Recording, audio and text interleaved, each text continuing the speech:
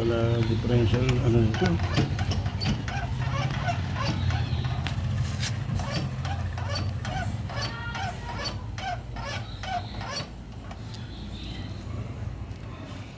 Ano,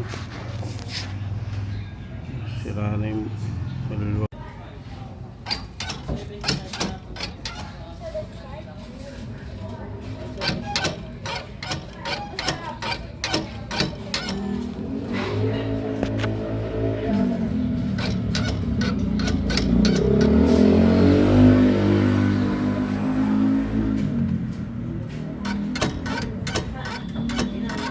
Lusot. Lusot na yung tornilyo.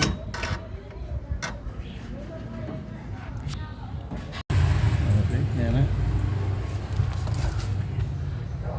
Nilakihan natin yung flat washer. Dinouble ko pa magkabila. Tapos tinhap ko. Pati kabila, ganun din.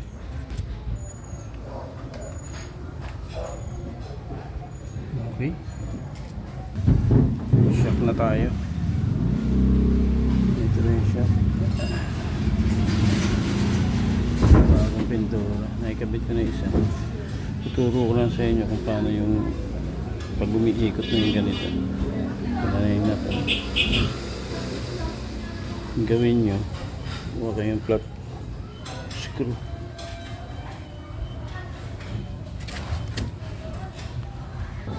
Huwag kayong flat screw tapos singit yung ganyan.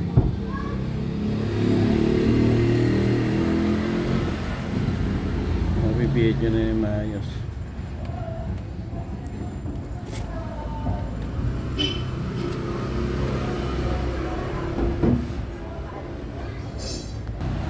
Wala kayong katulong.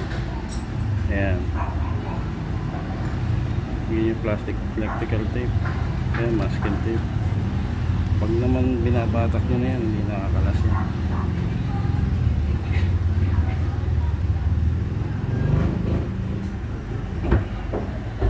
Okay.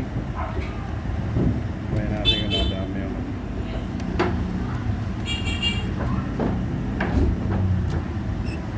kabila, ganun din.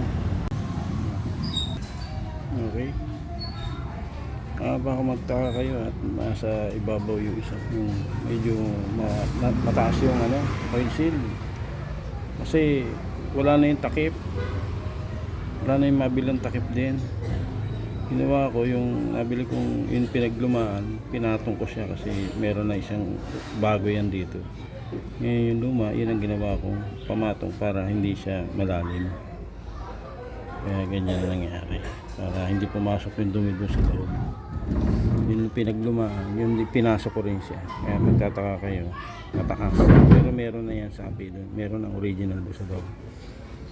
Bali dalawa yung oil seal niya. Yung luma sa taas, ito yung bago na sa baba. Kaya nakaganyan para magandang tignan.